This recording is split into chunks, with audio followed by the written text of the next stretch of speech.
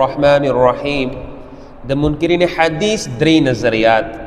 دا نظریات ځکه بیانوو ته چې کله سوچ فکر کوي د منکرین حدیث هر یوه طبقه، هر یو ګروپ چې د تعلق د انکار حدیث سره وي، نو د تحریر د نظریه د دغه دریو نظریاتونه به خالی پالی نه وي، بلکې دغه دریو نظریاتونه به یوه نظریه د دغه سړي ترجماني کوي.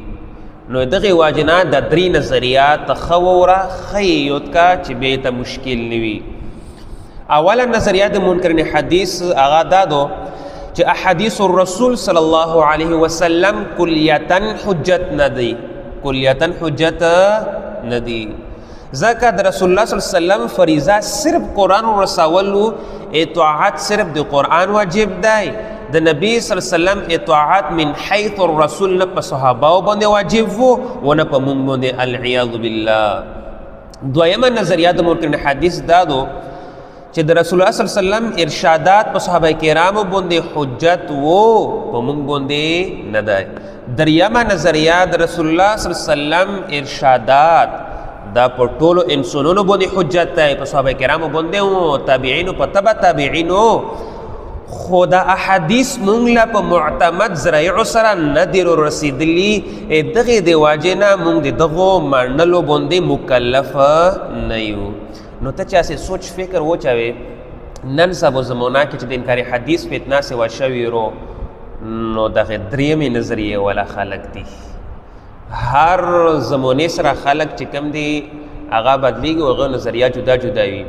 نن سبا خلک چې انکار د حدیثو نه کوي، دغې درېیمې قسمې نظریې والا خلک دي څه وایي چې احادیث مانو، احادیث په ټولو انسانونو باندې حجت ده، خو د موجوده حدیث بخاري شریف مسلم شریف دا باندې اعتراضات کوي. دغه جوابات به انشاءالله وروستو ښه زبردست کیږي چې دا مونږ له دا څنګه لیکل شوي دي او څنګه په دا ګاتو کې او هغه څنګه په یو حدیث پسې ګرځېدو وغیره.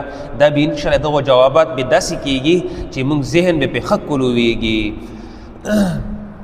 نو دا چې کوم موجوده دور دی دا خلک هم دا وایي چې دا حدیث موږ له په معتمد ذریعو سره نه رسېدلي.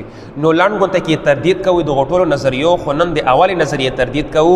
په قرآن کې آیات دی اعوذ بالله من الشیطان الرجیم وما كان لبشر ان يكلمه الله الا وحیا او من وراء حجاب او يرسل رسولا.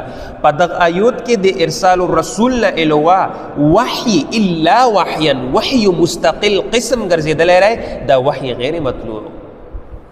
په قرآن کریم کې په بل ذکر وتی وما جعلنا القبلة التي كنت عليها الا لنعلم من يتبع الرسول.